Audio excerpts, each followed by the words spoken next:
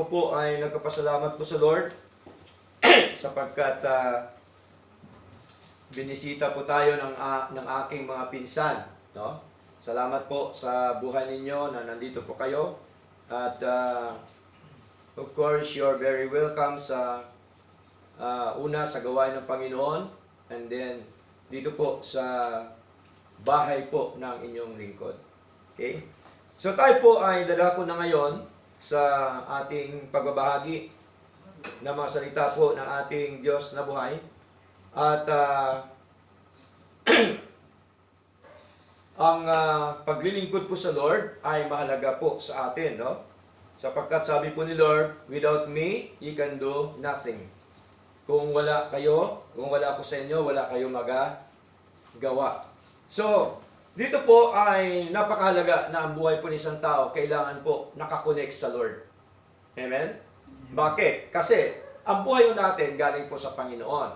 Hindi po atin ito, mga kapatid.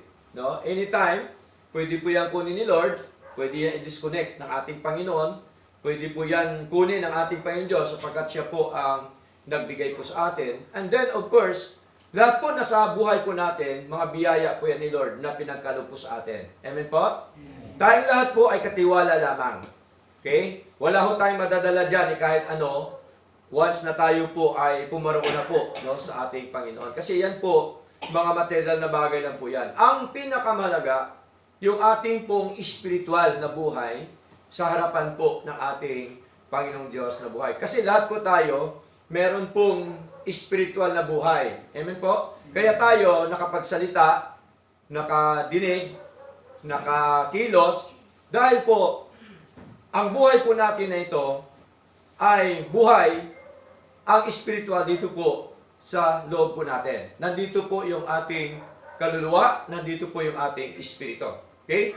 Kaya, tingnan nyo po, pagka ang isang tao ay patay na, umalis na po yan ang kanyang espiritu at kaluluwa. Kaya anong gagawin mo dyan? Wala ho pakiramdam. Tama po? Kaya tayo may pakiramdam kasi nandito po ngayon, buhay po yung ating kaluluwa, yung ating espiritu sa harapan po ng ating Panginoon. Kaya ang pakainin po natin ang ating pong kaluluwa. Amen po? Kasi hindi po pwede na lagi na pakainin yung physical. Pero ang ating spiritual na buhay, ang ating mga kaluluwa, payat. No? Ang physical natin, malusog. Pero ang ating spiritual, ang ating kaluluwa, payat.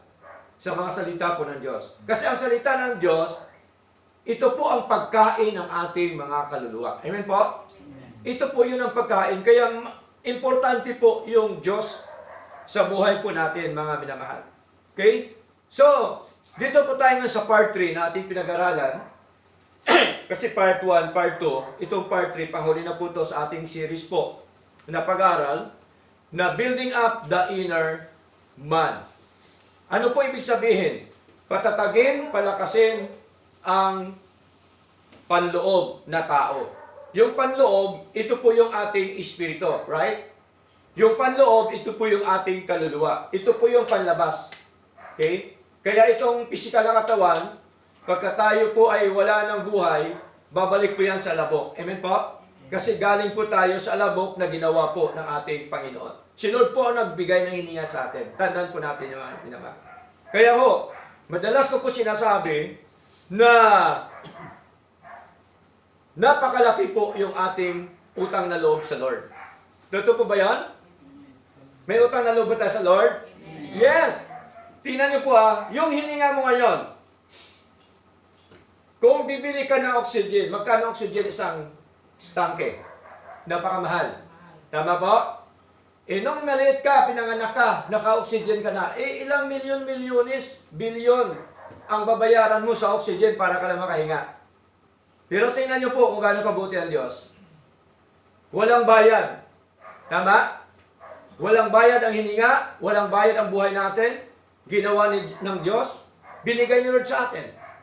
Kaya po, ano ngayon ang dapat po natin gawin? Of course, ang nagbigay, dapat paglingkuran natin. Amen? Bigyan natin ng karangalan, kalulatian po sa ating mga buhay.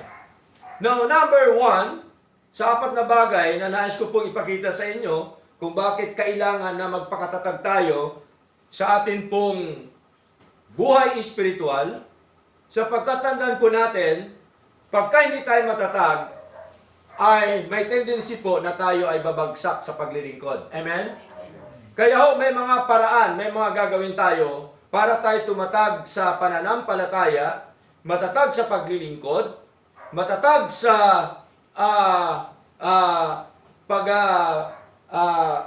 gawa sa mga buhay dito sa mundo, ay napakahalaga yan, mga minamahal. Number 1, yung perspective of eternity. Yung pananaw sa kawalang hanggan. No? Meron po tayong pananaw sa buhay.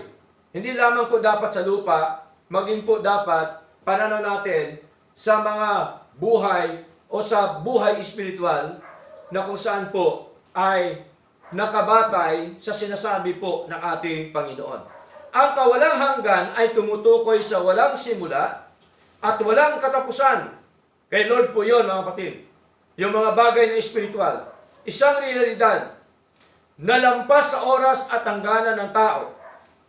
Sa pananaw espiritual, ito ay kadalasang iniugnay sa Diyos na walang hanggan, na hindi nagbabago at nananatili magpakailanman.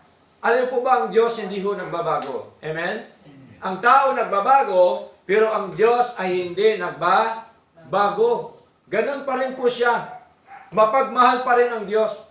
Na kahit minsan, nire-reject na ng tao, subalit nandun pa rin ang mercy, nandun pa rin ang love ng ating Panginoon. Sapagkat, tandaan po natin, ang pag-ibig po ng Diyos ay hindi nagbabago, nananatili magpakailanman. Para sa taong kawalang hanggan, ay nagbibigay ng pag-asa, lalo na sa ideya ng buhay na walang hanggan. Kaya po, hanggat hindi alam ng tao na meron palang buhay na walang hanggan, para sa kanya, para bagang, pagka sinabi mo, para bagang, ano yan? Parang hindi yan totoo. Hindi ko ba? So, ang importante po ay makita ho natin, mga kapatid, na ang buhay na walang hanggan, pinangako na po yan ng Diyos before the world began. Basahin po natin, mga minamahal, anong sabi po ng Titus, okay? Titus chapter 1, verse 2. No? Meron po dito binanggit ang ating Panginoon sa pamagitan po ni Titus, mga kapatid. Okay? So Titus chapter 1, verse 2, in hope and eternal life, which God that cannot lie promised before the world began.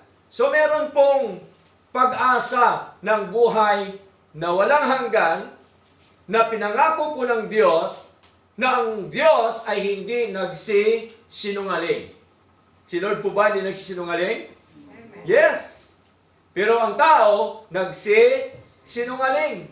Kaya nga, tinuturuan tayo ni Lord na huwag magsinungaling.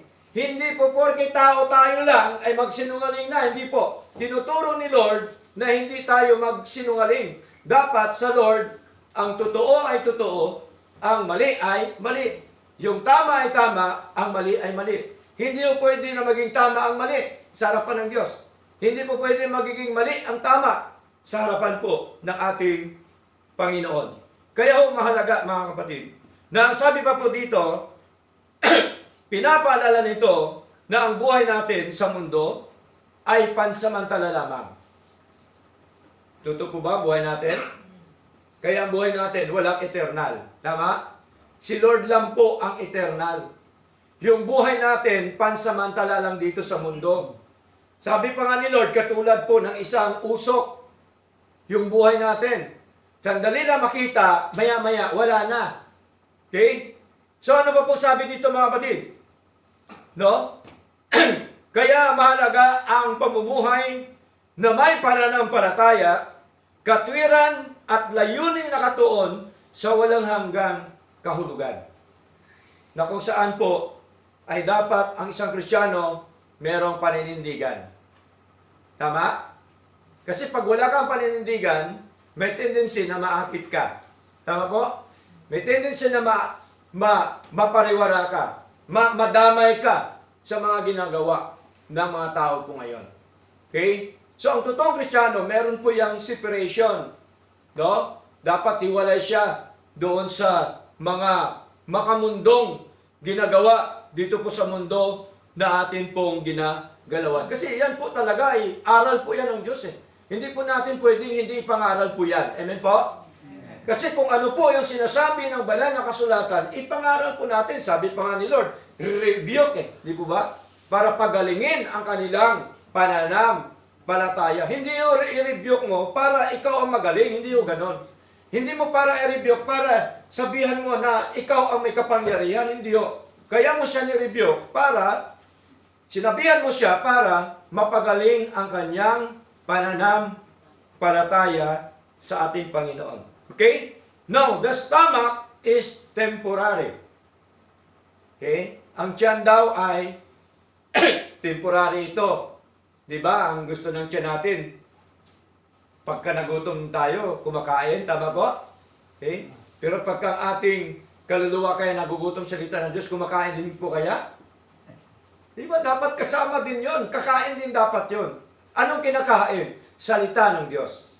Kasi ang mga salita ng Diyos, spiritual na bagay po ito na dapat po natin basahin, pakinggan, pag-aralan, pagnilay-nilayan ang salita po ng ating Panginoon. Kaya sa atin dito ay open na mag-aral ng salita ng Diyos. Amen po? Wala ho tayong tinatago. Mahirap po yung may tinatago. Tama? Kailangan pag-aralan mo rin kung ano ang sinasabi pinapangaral ng pastor. Right? So mahalaga po yun mga kapatid. Kaya dito, the stomach is temporary, but the soul is eternal, so our investment must be spiritual things. Dapat mag-invest po tayo ng mga bagay na spiritual, hindi lamang material. Right? Spiritual, napakahalaga mga kapatid. Kaya tingnan niyo po mga minamahal, kaya po, maraming tao ngayon sa mundong ito na ating ginagalawan na para bagang nakikita ho natin na parang wala ng pag-asa o pagbabago sa buhay. Mga kapatid, tandaan po natin si Lord ang siyang nagbabago ng buhay natin. Amen? Hindi natin kayang baguhin ang sarili natin maliban lamang na si Lord ang siyang kumikilos po sa buhay po natin. No? So, ang inyo din abang lingkod, ganon din po mga kapatid. No? Lahat din dati sa akin, nandito ang ero. Di ba? Babaero, di ba? Nasa Ingeero, lahat na ero nasa akin. Pero tingnan ko, biyaya ng Diyos na siyang nagbago po sa buhay ko. Amen po? Kasi po, kapag ka ang puso mo bukas, willing ka na sumunod sa Panginoon, walang imposible po sa Diyos. Amen? Kaya minsan, gusto mo magbago, pero kung wala kang willing na gusto magbago, hindi po talaga yon. Bakit? Kasi merong hadlang. Amen po? May hadlang yung puso mo. Hindi willing. Right? Bibig lang lagi nagsasalita, pero ang puso, wala sa harapan ng ating Panginoon. So, paano ka babaguhin po ng Diyos na kinukontra mo ang gusto ng ating Panginoon? Amen po? Mahalaga. Huwag nating kontrahin ang gusto ng Diyos. Amen po? Sapagkat may purpose po si Lord kung bakit nandito tayo sa lupa. May purpose si Lord kung bakit dinala tayo dito sa Cabanatuan, sa Maynila, sa Negros o sa anumang lugar. Merong pong purpose ang ating Panginoon. Kaya ho, mga kapatid, mahalaga na mag-invest po tayo ng mga bagay na espiritual sa buhay po natin. Maaring sabihin natin, binabasa ko naman ang Biblia, ba't di ko maintindihan? Totoo po yan. Hindi natin yan maintindihan kung hindi ka tuturuan ng Diyos. Amen? Kaya kailangan guided by the Holy Spirit. No? Paano yan, Pastor? Kailangan ka magpakumbaba. Tama? Kailan ka na merong puso na gusto kang matuto ng mga aral po ng ating Panginoon. Napakasarap po maglingkod sa Diyos. Bakit? Kasi puno ka man ng problema, suliranin, pagsubok sa buhay. Nandyan po ang Diyos na magbigay ng kapahingahan sa buhay po natin. Amen? Hindi tayo nag-alala. Nandoon yung peace of mind na kahit po matindi ang kahirapan dito sa mundo, tandaan po natin, sabi po ng ating Panginoon, I will never leave thee, nor forsake thee. Hindi ko kayo iiwan, ni pababayaan man. Pangako po yan ni Lord, mga kapatid. Kaya dapat panghawakan po natin ang mga pangako po ng ating Panginoon. Now, 1 Corinthians chapter 2, verse 13, sabi po dito, mga kapatid, which things also we speak, not in the words which man's wisdom teacheth, but which the Holy Ghost teacheth, comparing spiritual things with spiritual. Na ang mga bagay na ito ay atin namang sinasalita, hindi sa mga salitang itinuturo ng karunungan ng tao, kundi itinuturo ng Espiritu, na iniwawangis natin ang mga bagay na ayon sa Espiritu, sa mga pananalitang ayon sa Espiritu. Tingnan niyo po, nakita ho natin mga minamahal, na hindi ho yung salita o tinuturo ng karunungan ng tao, kundi salita at tinuturo at karunungan po ng Espiritu ng Diyos sa buhay po natin. Kasi hindi ho natin maintindihan pang sariling atin lang. Tingnan niyo po, abogado, doktor, o sino man yan na matindi, matatalino, pero pagkasalita na ng Diyos ang kanilang babasahin, anong sabi nila? Hindi ko maintindihan. Bakit? Kasi po ang wisdom galing po sa Panginoon. Amen? Kaya ang wisdom dapat hinihingi po yan ng isang mananampalataya sa ating Panginoon para nating maintindihan at maunawaan po ang mga salita ng ating Diyos na buhay. Now, 2 Corinthians chapter 4, verse 18, while we look not at the things which are sin, but at the things which are not sin, for the things which are not sin are temporal, but the things which are not sin are eternal. Yung mga bagay daw na nakikita natin, temporal po yun. Amen?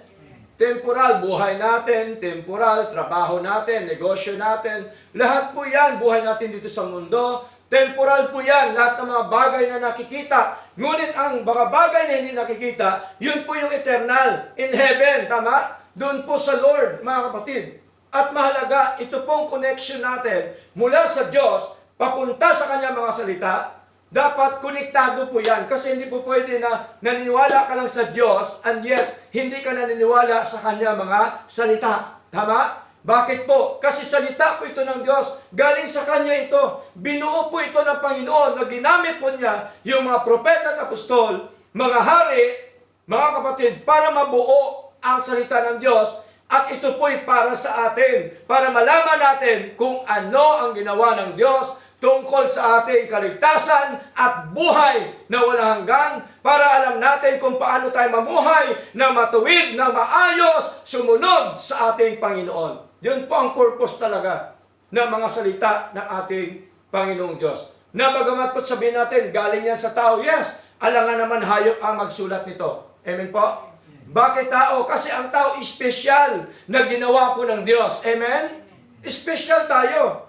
Kaya tayo, ginamit ng Diyos o ginamit ni Lord ang mga tao para po mabuo ang salita ng Diyos. Ginamit niyang hari, ang mga propeta, ang mga apostol, para po mabuo ang kanyang mga salita. Kasi kung walang salita ng Diyos, mga kapatid, paano natin malalaman kung meron tayong buhay na walang hanggan, right? Kung walang salita ng Diyos, di po ba ang mga tao ay, siyempre, kanya-kanyang paniniwala yon. Kung meron nga salita ng Diyos, may mga kanya-kanya pang paniniwala How much more na wala? Di po ba? Kaya po, binigay po ito ni Lord para meron tayong basihan. Amen? Meron tayong ebidensya sa mga bagay na ito na kung saan nangyari po ito nung unang panahon ng mga apostol at ito po ay dapat nating paghawakan hanggang ngayon sa ating paglilingkod sa ating Diyos na buhay. Kaya po, ang temporal po na bagay, hindi ko sinasabi na huwag nating gawin. Tama? Pero, ang espiritual na bagay, dapat, sa buhay po natin, ito po dapat ang prioridad sa buhay po natin. Tama po? Kasi ang prioridad sa buhay po natin dapat si Lord. Amen po? Hindi po kung ano man ang mga bagay sa mundo ito. Yes, trabaho tayo, gagawa tayo, kasi paano naman tayo kumain kung hindi tayo magtrabaho, kung hindi tayo magnegosyo, kung hindi tayo gagawa. Di po ba? Ayaw po ni Lord na ang buhay ng isang tao magiging si Juan Tamad. Di ba? Si Juan Tamad, nakahintay lang, nakangalan ng ganon. Kailan kaya ito? Babagsak ang bayabas. Naunahan siya ng ibon ngayon. Di wala sa nakain. Kasi tamad. Tama? Si Juan Tamad. Kaya tayo nagsusumikap kasi ito ang bunga ng pagtuturo ni Lord sa atin. Amen? Ito po ang gusto ng ating Panginoon, na ang kanyang anak po maging masipag, hindi lamang maging masipag sa mga bagay material, higit sa lahat dapat maging masipag sa gawain po ng Diyos. Amen? Maging masipag sa mga espiritual na bagay na dapat po niyang gawin sa harapan po ng ating Panginoon. So number 2, protection from deception. No? Kailangan protektahan natin sarili natin sa mga panininlang. Right?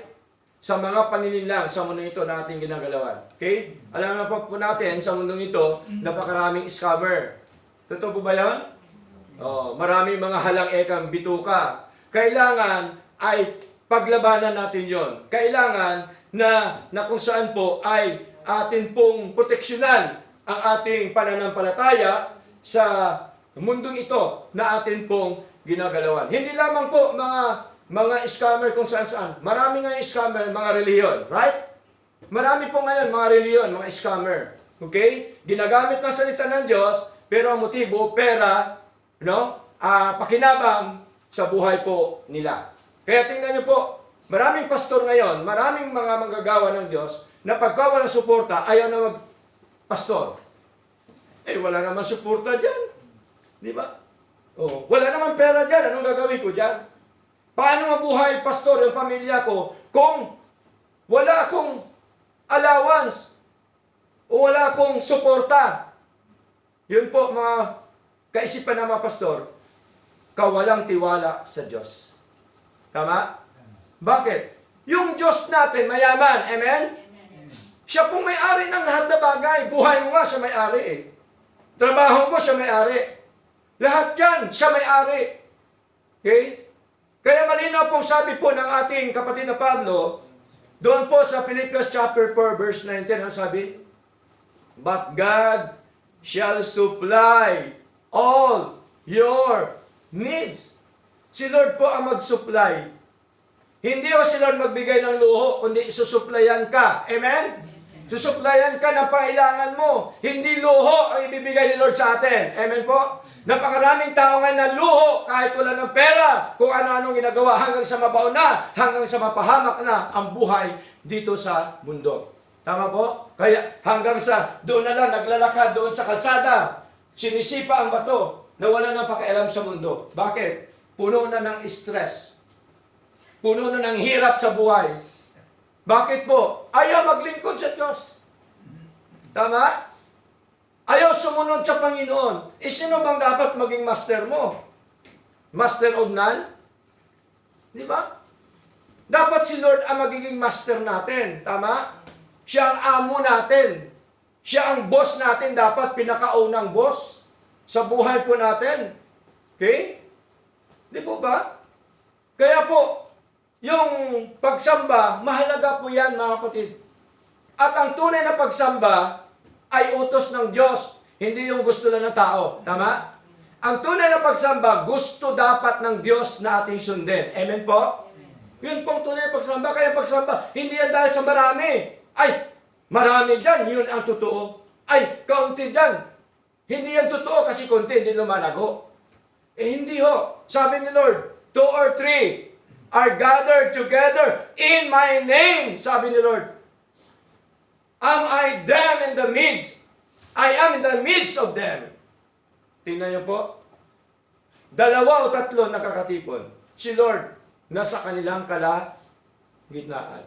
So, mahalaga po na proteksyonan natin sa laban sa mga pandaraya sa mundo ito. Ang proteksyon sa pandaraya ay tumutukoy sa mga paraan upang maiwasan ang panininglang, upang manamatala sa mga anak ng Diyos. Hayaan mo lang ba sa buhay mo na malinlang ka, madala ka sa mali? Hindi o dapat. Kaya sabi ni Lord, ang bulag, umaakay sa kapwa bulag. Pare-pareho silang mahulog sa hukay. Totoo po ba? Halimbawa, bulag ka. Halika na dito. Alis tayo. Bulag din yon. Ikaw bulag din. Saan kayo pupunta? Sabi ni Lord, pare-pareho sila mahulog sa hukay. Bakit? Hindi nila nakita ang kanilang dinadaanan. Tama? Kung bulag ang isang tao na mag-akay sa iyo tungkol sa Panginoon, bulag ka rin sa katotohanan. Amen? Bulag ka rin, sigurado yan. Tingnan niyo po yung polo.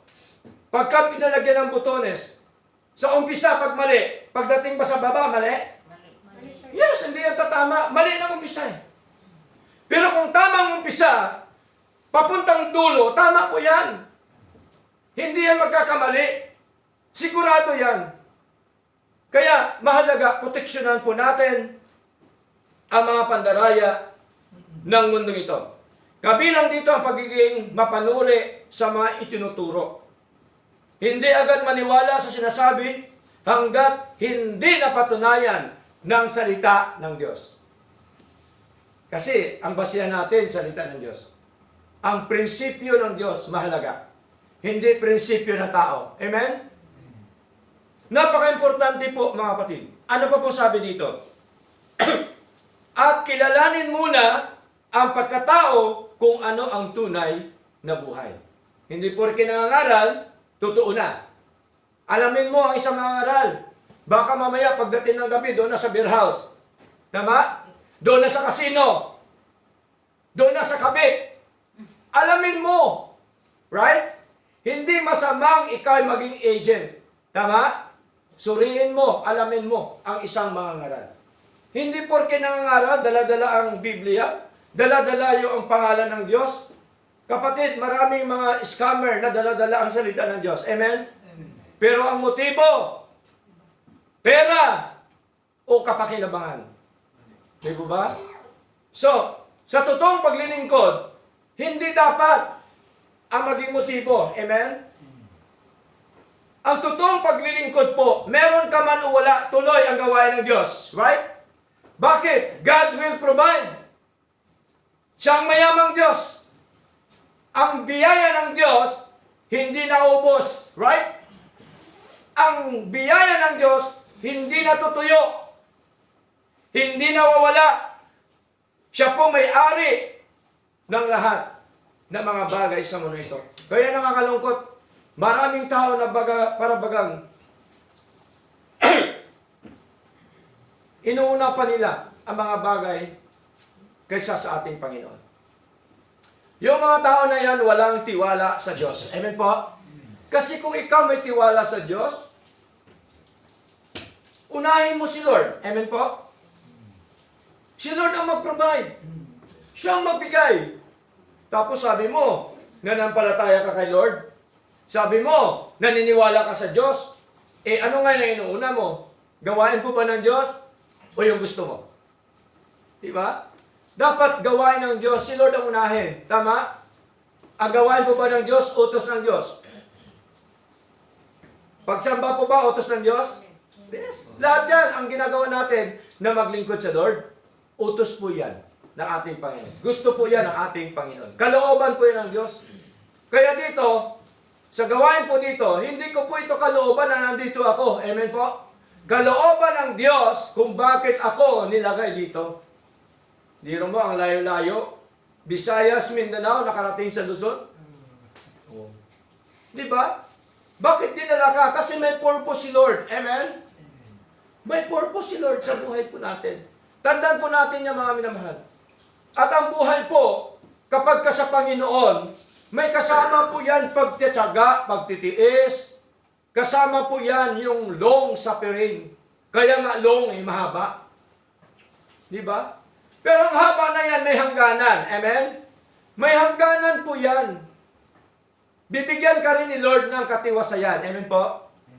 Ng katugunan o kasagutan ng mga mahabang pagtitiis at pagtsatsaga sa buhay. So, mahalaga rin ang pag-iingat sa personal na pagkatao ng isang mangangaral. No, dapat mag-ingat din po tayo. Kasi maraming mga daladalang Biblia, pero kidnapper pala. No, sinasakay pala sa van. Tama po? Kaya mag-ingat tayo. Hindi porke mangangaral. Hindi porke daladala niya yung Biblia o makadiyos siya. Yun na nga. Suriin ho natin. Tama? Mahalaga yung ating pagsusuri. Okay? Ano ba po? Sa ganitong paraan, napoprotektahan ang sarili laban sa panluloko, pandaraya, at pandarambong ng mga tao, lalo na sa larangan ng buhay spiritual. Alam po ba ang paglilingkod po natin sa Lord? Ang pinag-usapan po dito, kaluluwa natin. Amen? Amen. Kaluluwa po, hindi ho physical.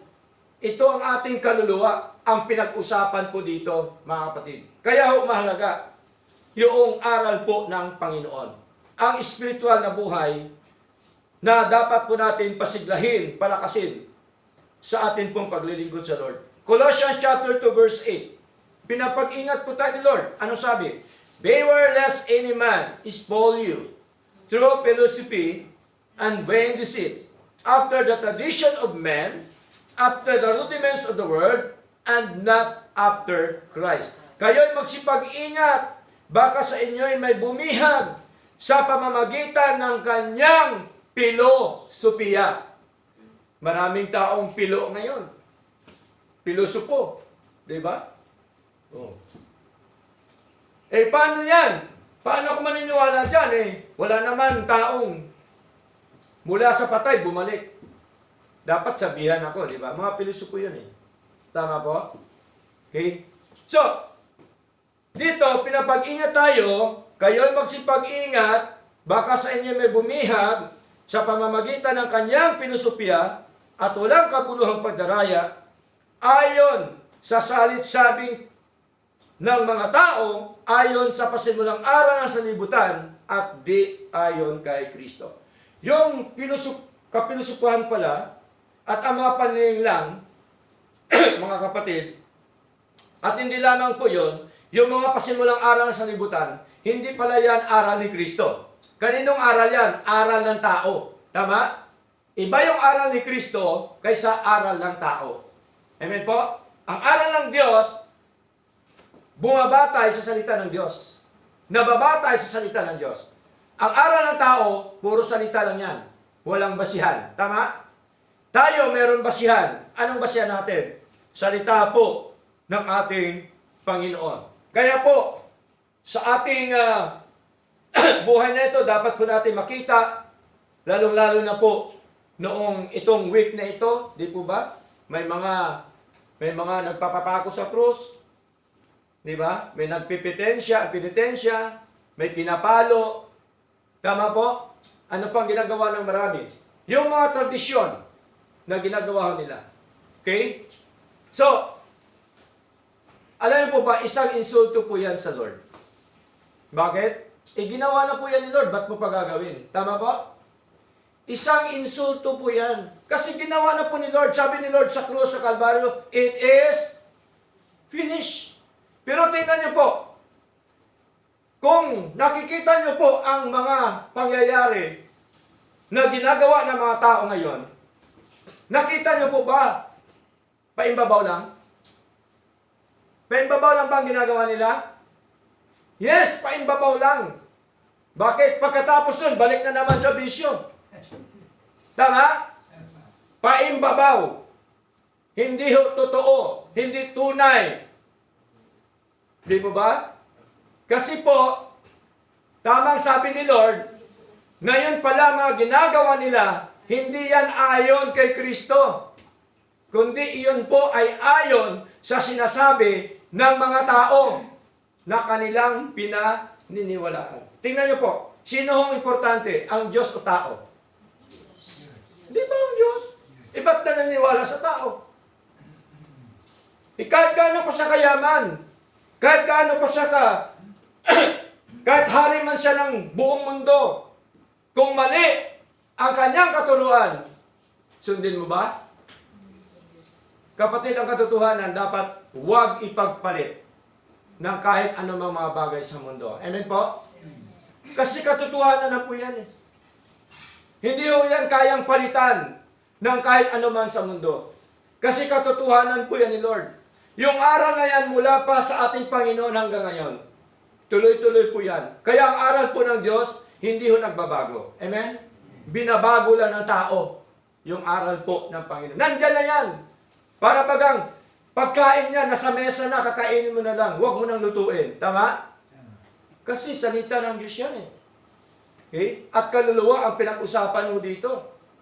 Hindi ho biro ang maglingkod sa Diyos. Tama? Okay? Hindi ho biro, mga kapatid, ang paglilingkod sa ating Panginoon. Kaya po, mga pilisopya, mga pasimulang aral, hindi po yan ayon kay Kristo. Kaya sabi po ni Pablo, beware, mag-ingat kayo. Baka kayo mabihag ng mga taong ito, mga kapatid. Ano pa po sabi dito? 2 Peter chapter 3 verse 17. Sabi po dito, okay, sa wikang Tagalog, kaya nga, mga minamahal, yamang nalalaman na ninyo ng una ang mga bagay na ito, ay magsipag-ingat kayo. Mag-ingat na naman tayo, mga kapatid. Ang pag-ingat, hindi lang po sa aksidente o sa pagmamaneho o sa anumang bagay. Ang pag-ingat din dapat, pag-iingat sa buhay espiritual. Amen po? Sa buhay natin, kasi buhay natin to eh. Meron tayong responsibilidad sa Diyos, right?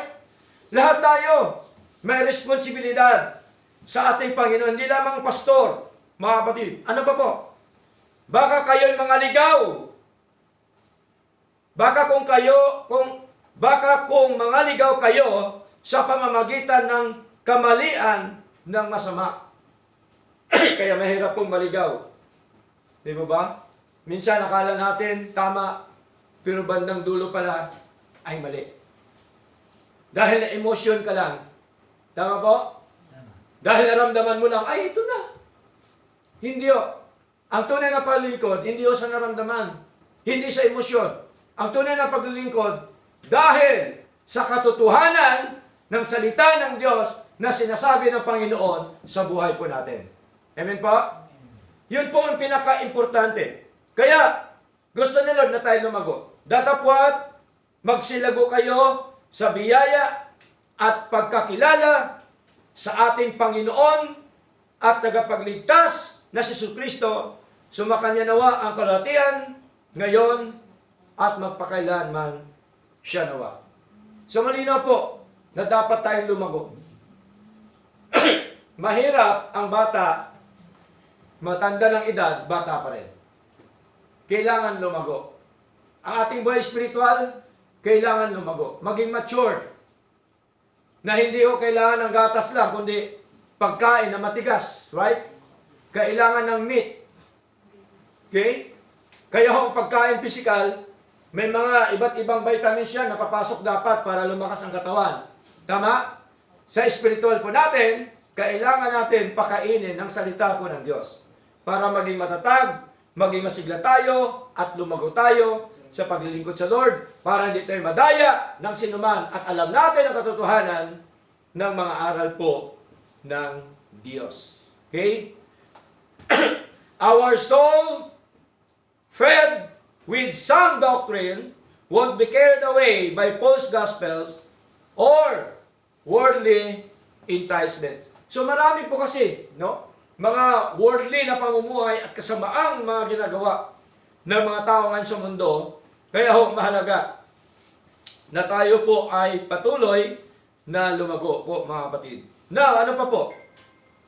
Ephesians chapter 4 verse 14, mga kapatid. Sabi po dito sa wikang Tagalog, upang tayo wag nang maging mga bata. Di po ba? Kaya ang tao, hindi dapat manatiling bata yan. Kailangan yan lumago, kailangan maging malaki siya. Tama? Ano pa po sabi dito? Okay? Na napapahapay-hapay dito't doon at dinadala sa magkabikabila ng lahat na hangin ng aral. Tingnan niyo po. No? Yung tao bagang kung saan-saan, kung ano sinasabi ng isa, doon siya. Kung ano sinasabi ng isa, doon siya.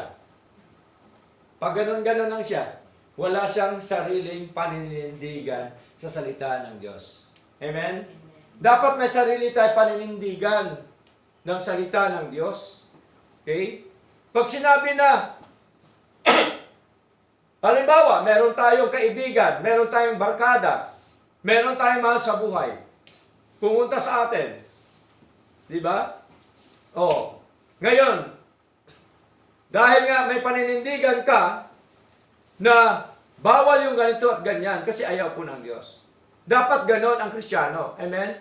May paninindigan, walang mawala doon. Hindi yan naapakan ng pride mo.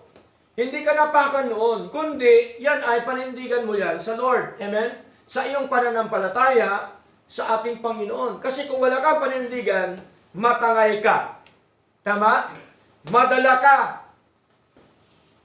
ng mga ginagawa na hindi kaaya-aya at kalugod-lugod sa harapan ng Panginoon. Kaya, nakita niyo po yung alon sa dagat? Di ba? Gumaganon-ganon lang. Alon sa dagat. Oh. Ginaganon-ganon yan, ang dumi. Di ba? Nakikita.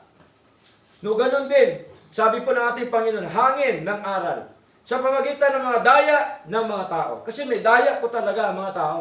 Hindi talaga may iwasan yan. Meron po, marami. Sa katusuhan ayon sa mga lalang ng kamalian. Kaya, proteksyonan natin ang ating buhay espiritual sa atin po paglilingkod sa Lord. Amen po? Hindi po pwede na oo ka lang ng oo kahit mali. Hindi ho ganon. Oo ka ng oo para kami pakinabang. Hindi ho. Kapatid, masigit pa po ang ibibigay ni Lord yan. Amen po?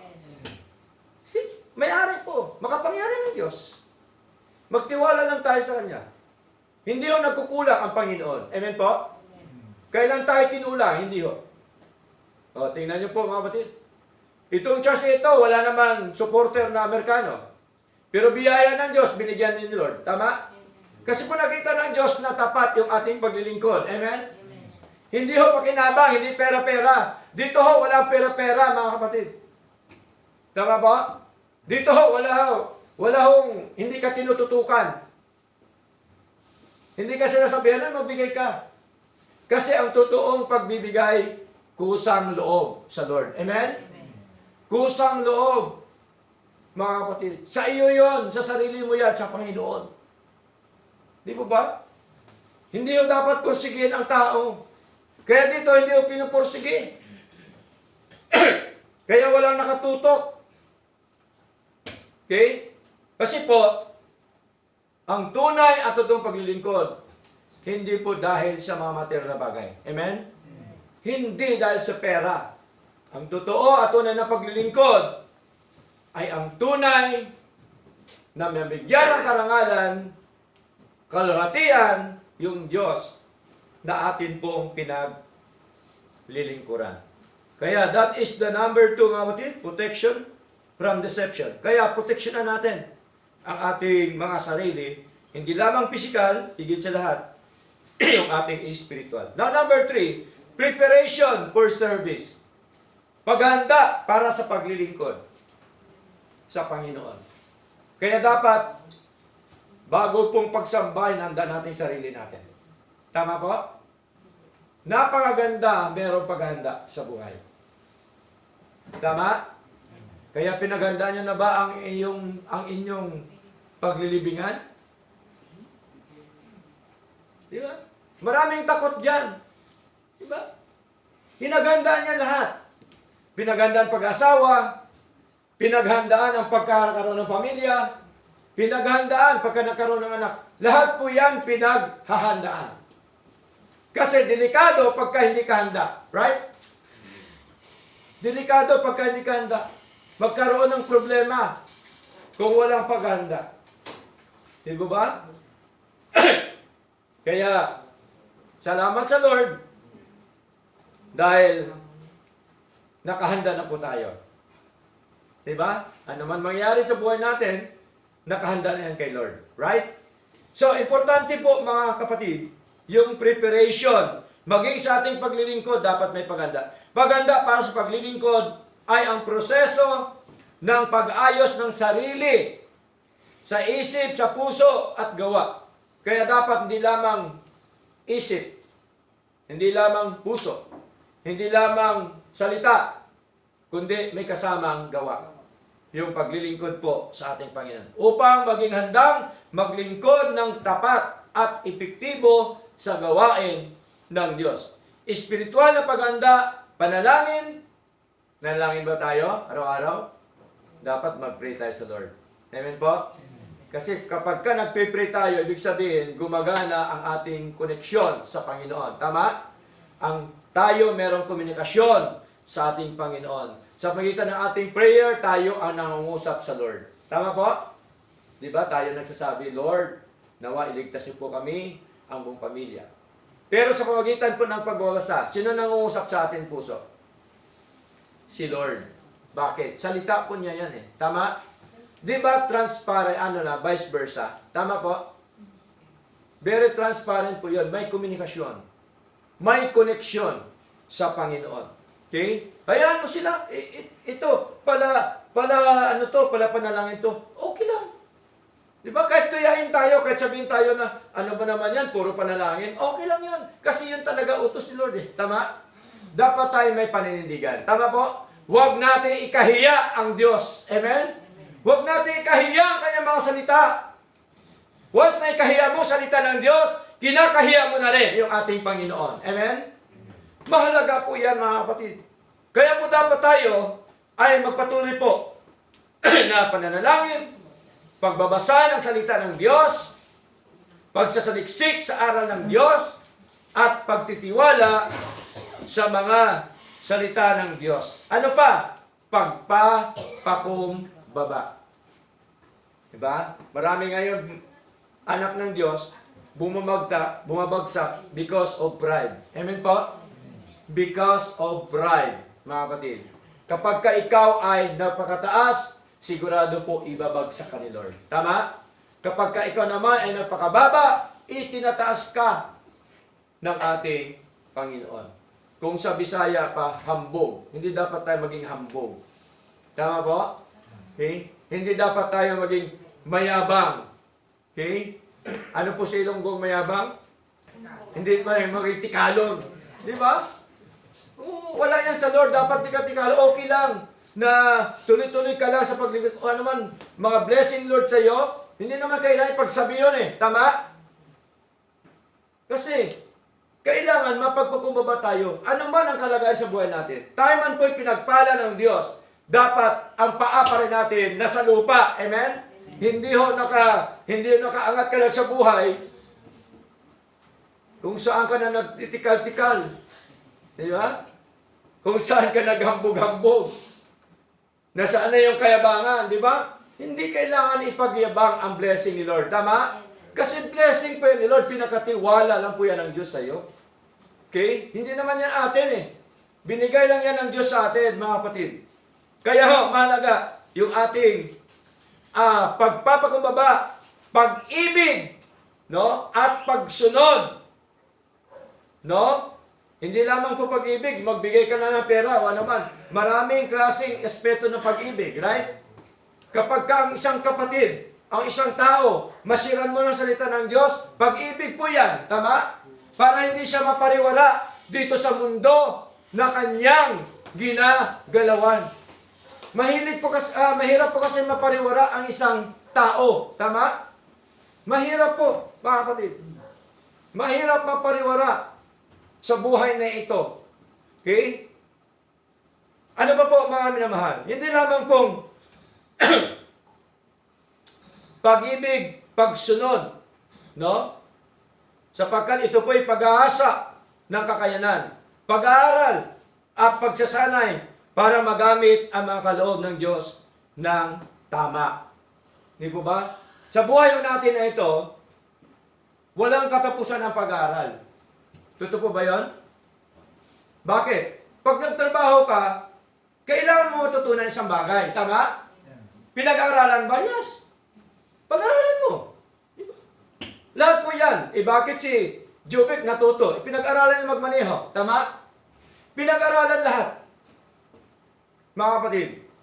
So mahalaga yung pag-aaral ng lahat ng mga bagay dito sa mundo. Higit sa lahat sa ating buhay, espiritual, mga minamahal. Sa madaling salita, ito ay naghanda ng buong pagkatao upang maglingkod ayon sa kalooban ng Diyos. Kaya mahalaga yung paghahanda. No? Dapat ang mindset po natin, ihanda natin ang mga bagay na dapat po natin gawin sa harapan po ng ating Panginoon. Okay? So ano pa po mga kapatid? Ituloy natin. Carry the cross daily. Pasan-pasan dapat natin lagi yung cross. Ano po yung cross mga kapatid? No? Ano po yun? Pasan-pasan natin lagi dapat araw-araw. Siyempre sa tao, hindi ho nawala ang problema, suliranin, pagsubok sa buhay. Tama? Kapag ka isang tao walang problema, pagsubok, suliranin sa buhay, hindi siya normal. Totoo po ba yan? Hindi siya normal. Tandaan po natin, ang normal na tao, natural yan, may problema, suliranin, pagsubok sa buhay. Para hindi lumala ang problema, suliranin, pagsubok sa buhay. Sino ang kailangan natin ngayon? Ang Diyos. Tama? Kaya marami nagbibigti. Marami nagpapangamatay because sa stress sa buhay. Tama po? Dahil sa hirap ng buhay, kulang, may kulang. Sino ang kulang? Si Lord. Tama po?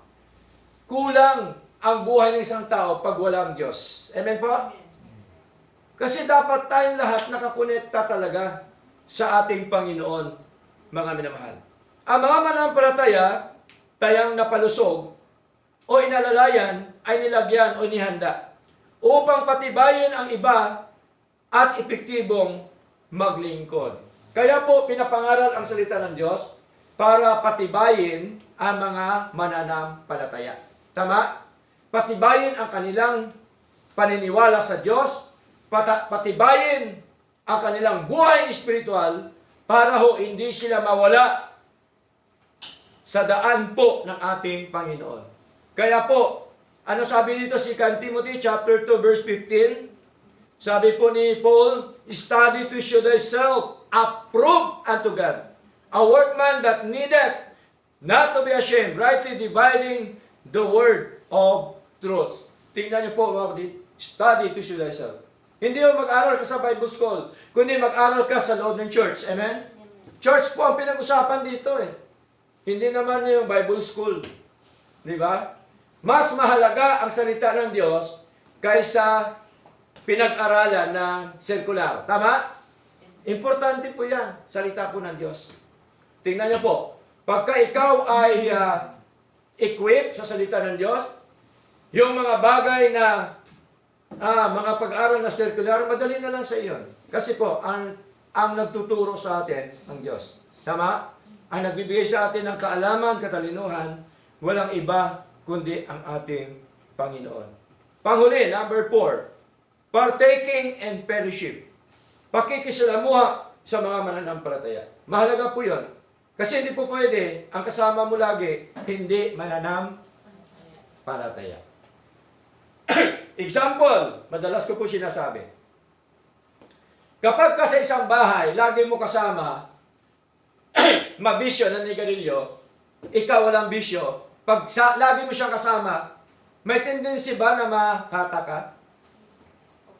Matututo ka. Hindi ka marunong magsugal, kasama mo lagi, manunugal, matututo ka. Tama? Oh. Kaya kailangan ang kasama mo, kapwa mananampalataya. Para magpalakasan kayo ng mga salita ng Diyos. Tama? Okay? So, malinaw po yan mga kapatid. Pakikisalamuha sa mga mananampalataya ay ang aktibong pakipag-ugnayan at pakikipag-isa sa kapwa Kristiyano upang magpalakasan ng pananampalataya. Kaya po, sa kapwa Kristiyano, pag meron tayong maling ginawa, pag sinabihan tayo, pasalamat dapat tayo. Amen? Bakit? Kasi may concern sa sayo, right? Na ayaw kang niya mapahamak dito sa mundo. Huwag nating masamain, mga kapatid. Di po ba? Huwag nating masamain, kaya dapat magpalakasan sa isa't isa ng pananampalataya. No? Kabilang dito ang pagbahabagi na ng salita ng Diyos. Di po ba? Yun pala importante. Kapag ka-fellowship, dapat nandun salita ng Diyos. Hindi kung ano-anong pinag-usapan. Tama? Hindi yung chismis dito, chismis doon. Ano makukuha natin dyan? Tama po? Away lang makukuha. Di po ba? So salita ng Diyos mahalaga, no? Na dapat po natin ay fellowship. Mga minamahal. Ano pa po? Ano pa po sinasabi ho dito, mga kapatid? Ito ay pagkakaroon ng mabuting ugnayan sa kapwa mananampalataya para sa espiritual na paglago. Ako man, kung meron akong ginawa dito na mali, sabihan niyo po ako. Amen? Ako po'y magpapasalamat sa inyo. Kaya nga sabi ko po sa inyo, suriin niyo muna si Pastor kanang buhay. Right? Ang buhay po ni Pastor, bukas, katulad ng libro. Di ba? Suriin niyo. Di ba? Kaya pag sabihan ako na maling ginagawa ko, pasalamat pa ako. Di ba? Kasi po, tinutuwid tayo. Amen po? Mahalaga po yun eh. Kapag ayaw na magpatuwid sa Kristiyano, delikado po yan. Ang umiiral pride. Tama? I-check natin kapatid, baka lagi fried chicken ang kinakain mo. Kaya na high blood ka na. Di ba? Puro pride. No? Kunting kibot lang, gagalit ka na. Hindi ganun. Ang buhay. Hindi dapat high blood lagi. Di ba? Okay? So, ano pa po? Spiritual fellowship builds up the inner man. No? Ang spiritual na pagsama-sama ay nakapagpapatibay ng kalooban ng tao. Unlike feast that only satisfy the body. Diba? Kaya sa panahon natin ngayon, pag tinawag mong kainan, buong barangay pupunta. Tama? Halika dito, kainan. Pupuntahan ka. Kahit di mo kilala. Ay, ang bait ni Pastor. Magpainom ka ng alak isang truck sa buong barangay, pupurihin ka ng tao. Totoo po? Yes. Anyayahan mo sa gawain. Ano ba naman yan? Walang kwenta yan. Riyo na naman. Di ba? Totoo po yun. Mamigay ka dyan, pupurihin ka ng tao. Pero pag gawain ng Diyos, wala. Di ba? Ganun po ang attitude ng tao. Gusto niya siya mapuri. Hindi ho dapat. Dapat ang Diyos ang mapuri. Amen? Kasi siya may-ari ng buhay mo. Hindi naman ikaw eh. Di po ba? Mamigay ka ng ayuda. Di ba? Madaling araw pa lang yan dyan na. Di ba? Pero pag gawain ng Diyos, anong oras dumarating? Wala, ayuda. Di ba ba? Ganun ang attitude. Dapat tanggalin na natin yan. Tama? Dapat ang attitude po natin, unahin si Lord, at dapat pinaghandaan ang gawain ng Panginoon. Amen? Kasi po, biro mo, mas natakot ka pa sa trabaho mo kaysa Diyos. Natakot ka pa sa amo mo kaysa Diyos. Ay, di ba na ako samba ngayon kasi ayaw ng amo ko eh. Natakot ka pa sa amo mo. Hindi ka natakot sa Diyos. Di ba? Natakot ka sa sarili mo. Natakot ka walang makain. Ay, hindi ho kapatid. God will provide. Amen? Basta may tiwala ka sa Diyos. Sabi ko sa iyo, pagpapalain ka ni Lord. Basta unahin mo lang si Lord. Anong prinsipyo ng Panginoon? Matthew chapter 6 verse 33. Ano sabi? Seek ye first the kingdom of God and His righteousness. Ang sabi ni Lord, and all these things shall be added unto you. Nagkukulang ba si Lord? Hindi. Mga kapatid. Noon nga, nagtatrabaho kami. Parang kulang eh. Pero pag wala kami trabaho, matindi ang blessing ni Lord. Kasi inuuna natin si Lord. Amen? Tingnan niyo po, mga kapatid. Nag-pray lang tayo, nagkaroon ng aircon. Binigyan tayo ng aircon. Biyaya ng Panginoon. Dumarating lang bigla. You see? Oh. Hindi naman natin hiningi yan sa tao eh. Tama? Hingi natin sa Lord. Si Lord ang gagamit sa tao. Tama? Si Lord ang magbigay na kahit man yan isang hindi mananampalataya o mananampalataya, kayang kilusin ng Panginoon. Kaya po siyang kasangkapanin ng Diyos para matugunan ang iyong kahilingan sa Lord. Makapangyarihan po ang Diyos, mga kapatid. Kaya mahalaga po yan, mga minamahal. Nang sabi ko dito, Romans chapter 14, verse 17, for the kingdom of God is not meat and drink. Ang karya ng Diyos, hindi ho karne at inumin, physical. Ano po yun? But righteousness and peace and joy in the Holy Ghost. O tingnan niyo po, si Lord po ang nagbibigay ng peace sa atin, kapayapaan. Tama? Kaya wag nating tingnan yung mga yumayaman ngayon. 'Di ba? Eh kahit man mayaman sila, kung wala namang peace, wala rin. Tama? Wala kang kapayapaan, biro mo. Mayaman ka nga, pero ang puso mo doon sa kayamanan mo. Wala kang kapayapaan, ay, baka nakawin yung kayamanan ko. Ah, di ba? Wala kang kapayapaan. Minsan, mitsa pa ng buhay. Tama po? Minsan, dididuin ka dahil sa kayamanan. Dahil maraming taong naiinggit. Kaya sa atin, bilang mananampalataya, huwag dapat tayo mainggit. Tama? Kung ang iyong kapatid sa pananampalataya, pinagpapala ng Diyos, dapat magpasalamat ka. Amen po? Kung ang kamag-anak mo ay umangat sa buhay, pinagpapala ng Diyos, dapat matuwa ka. Amen po? Hindi yung kainggitan. Kasi ayaw po ng Lord ni inggitero at inggitera. Ayaw po ng Diyos. Dapat pasalamatan mo. Tama? Yun po ang tunay na paglilingkod sa Lord, mga kapatid. Kaya ang kapayapaan at ang joy, hindi ho kayang pantayan ng pera. Amen? Yung joy sa Lord, hindi ho kayang pantayan, mga kapatid. Yung pera. Okay? Next.